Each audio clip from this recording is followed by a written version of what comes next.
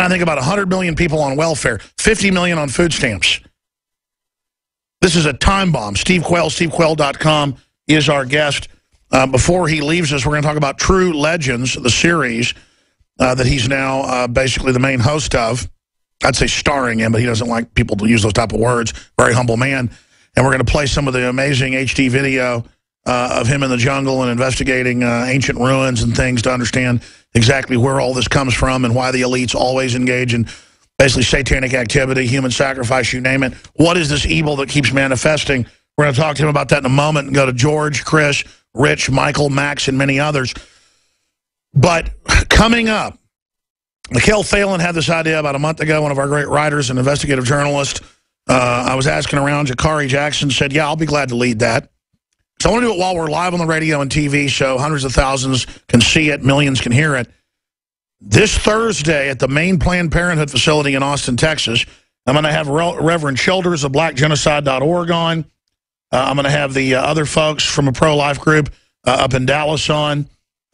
Also, to promote what Jakari's doing, they're going to reach out to their pro-life groups. But whether you're pro-life or not, come on. Planned Parenthood was set up by Margaret Sanger, who got awards from Hitler, gave awards to Hitler. That's on record in the National Archives. You can just type in Margaret Sanger's racist quotes. You can see scans of her letters saying we got to kill the black weeds. 51% to 52% of black people have been aborted. 17 million since Roe v. Wade. And it hadn't helped their communities. They're worse than ever. What's the answer? Kill them all? See, all the people claiming you're racist if you don't support Obamacare or if you don't turn your guns in, they're the real poverty pimps. The Democratic Party, not that Republicans are any better, but the Democratic Party were the Klan. They had a Southern strategy that wasn't working because Republicans under Eisenhower were getting all the minorities to vote for them and whites who were Christians and veterans. And Southerners like my dad's dad. And East Texas is the South, folks. Texans always go who are ashamed of being part of the South. That's not part of the South. It's really part of both. You know, he ran on an Eisenhower-type platform, got elected to county government, and was for, desegregation and stuff like that. And he was a World War II combat vet, Army Air Corps. They got that we needed to fix this country. And he, of course, was pro-life as well, before he died. The point is they're killing people across the board, and they're saying Black Lives Matter when out of 330 million people, there's probably a couple of questionable shootings by the police of black people a week. There's just as many or more white people. Those don't get the same attention because they haven't invoked all the race garbage. So we're going to be out there with signs that say Black Lives Matter, trying to hijack the Justice Department's movement to create race war, to point out the real racial attacks are against black people in the womb, and we know they're innocent. So briefly to pop in is InfoWars Nightly News director, Rob Dew. Then we're going back to Steve Quayle of stevequayle.com. Rob Dew, tell folks about this demonstration coming up. Everybody needs to be out there. It's short notice, but I want to see at least 100 people out there. And let me tell you, if you're black, you really need to be out there. Because they're targeting everybody with abortion and all this. But let me tell you, you are the apple of their eye. So I expect to see a lot of black folks that are listeners out there at this event. But anybody who isn't for genocide, who wants to stand against this and break the Justice Department's spell of racial divide, this is a key event. Call the media and tell them get out there and cover this as well. Go ahead, Rob Dew. Yeah, so it'll be this Thursday, May 21st, 11 a.m. to 2 p.m. While you're on the air, we're going to be there. We'll be getting there a little early, but it'll be kicking off at 11 to 2. 201 East Ben White Boulevard, 78704. You put that in a mini map application out there, and you'll be able to find it. And if it's raining, bring a big umbrella. Yeah. The babies are inside with scalpels and picks and knives are raining. So. It's not going to be cold. We were out there during the 50th of the JFK protest in freezing rain weather, and we were fine. We were out there the whole day. So being out there 3 or 4 hours, you'll be fine. We're going to be printing out some pretty big signs. They're going to be 18 by 24. We're getting those printed off. We're sending them off to the printer today. Why are you racist against killing the black people? Well, and speaking of racist, let me read a quote from... Why don't you just kill the black people? You'd be liberal. Well, here's what Margaret Sanger said, founder of Planned Parenthood. Colored people are like human weeds and are to be exterminated. So is her... That's in a letter to Colgate. Right. And so blackgenocide.org, we've interviewed the founder a few times. He's asking, is her vision being fulfilled today when you have at least 35% of the abortions in America are done to black people? Now, some cities it's up to 80%, but it's Oh, yeah, New York said... Shelters just cracked the numbers. It's 51. Yeah. Yeah, they're saying it's 1,800 a day. I mean, there's all these statistics you can look at, and it really is. Abortion is a war on people, and it's real racism. The point is, it really is done on purpose. Oh yeah, yeah, and they're in 78% of the Planned Parenthoods are in lower income neighborhoods, so they're going after the minorities. It's amazing, and then there's some pretty cool stuff on Black. I say cool. It's the way they organize and talk about how. Yeah, let's document it, Cam. We can show the history of genocide. You look at this, the history of genocide, talking about how the Nuremberg trials were made to redefine people and the victim class, and now you have in 1973, and I sent you guys the link on that as well. They define who a person is. Well, now a person is somebody who hasn't left the womb yet, or who has left the womb. So then that kind of leaves everybody up for grabs. If you're still in the womb, you're a prime target at this point. So it's a really you could just go to blackgenocide.org and go to their. It's called Abortion and Genocide page, and you can just read how they were classifying people and how they started dividing people into different subgroups and saying now they're saying veterans don't get care. Now old people don't. It's dehumanization. It's coming up this Thursday during the 3-hour show. We're going to be spending 20-30 minutes each hour out there talking to folks. And if you like killing black people, you think this is a great thing, or the white kids or Hispanic kids or Asian kids in there, you can also come on the show while we're out there with our live cameras and tell us how it's liberal and loving or how they aren't babies. Rob Dew, thank you so much. Anything else? We've shown the map a couple times. We'll be on the sidewalk there in front. There's also a nice big area in front of where Congress Avenue meets up with Ben White. So we'll probably be spread out all along there. It's 2 buildings down from the intersection of Ben White and South Congress. So hope to see everybody out there. 11 a.m. to 2 p.m. Thursday, May 21st, 201 East Ben White, 78704. Like to see you out there. And we should put a press release out with this video breaking this down. All right. Thank you so much. All right, Steve Quayle's our guest for 5 minutes the next hour of Overdrive, and that's all she wrote for this transmission. I do want to go to these phone calls here that are on the board. But Steve Quayle, before we do that, any points on abortion, any points on the Democratic Party and its history, and tell us about your new TV show. Well, first of all, you really covered Margaret Sanger, and this is the quintessential slap in the face of the Afro-American population. The point is that it's genocide. That's what I can't do a better job on that than you just did.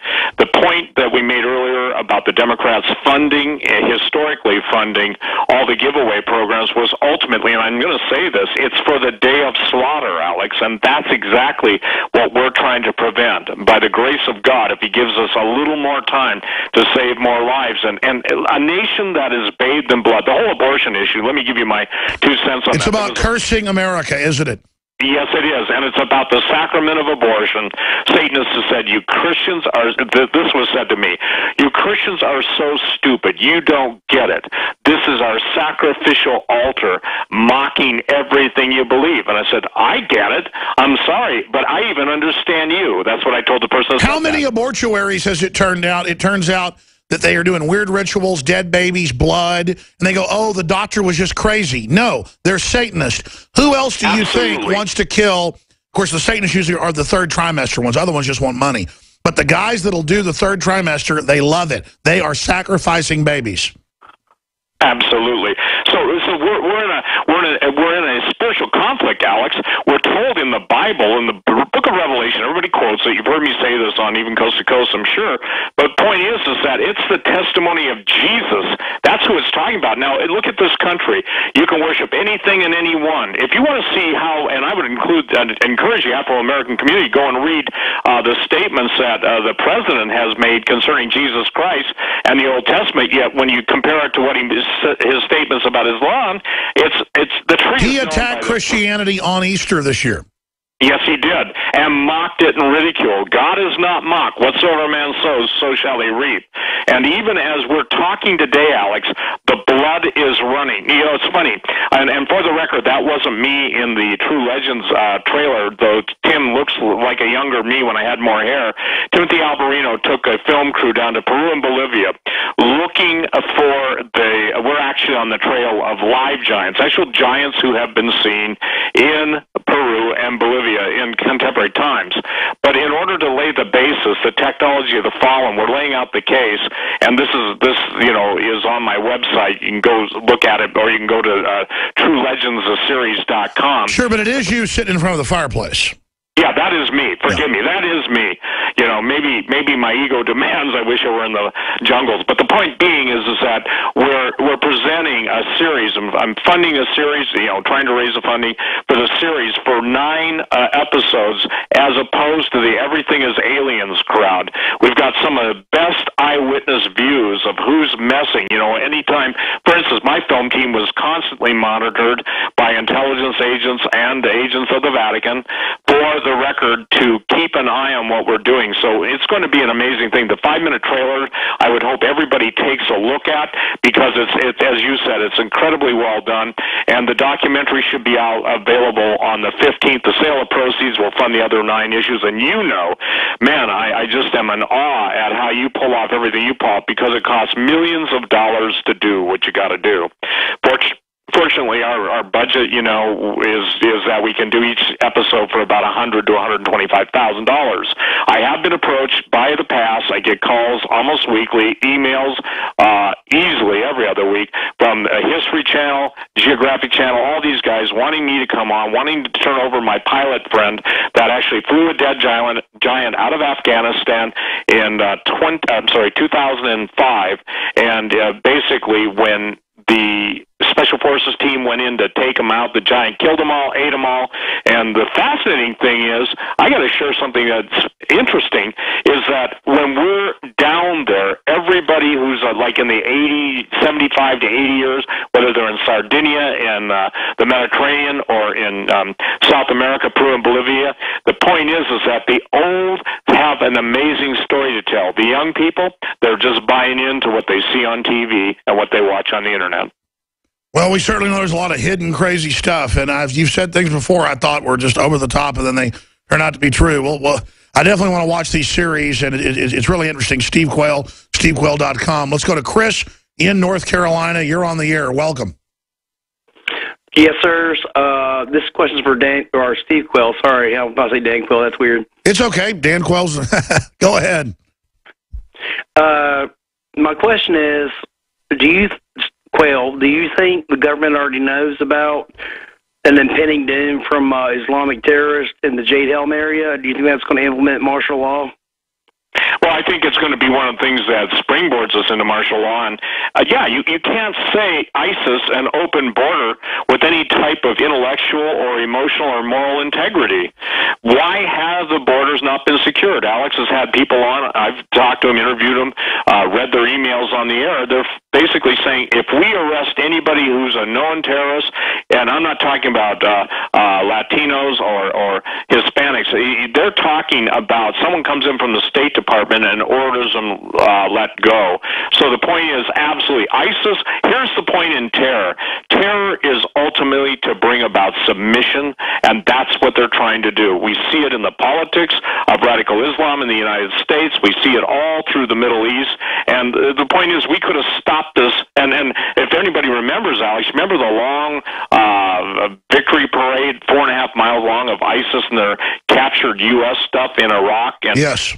And people were saying, why didn't we hit them then? Well, simply because the powers that be in this country, deep down, they are Satanists, and they're going to use everybody. It goes right back to Albert Pike's statement, turn the Muslims against the Jews, Jews against Christians, and when everybody wipes out everybody, we bring on Lucifer, the true God. And I'm not going to argue with anybody. That's immoral. Well, sure, that's what they're doing. And then people say, Alex, you're the guy that exposed false flag terror on 9/11. Why are you saying ISIS is real?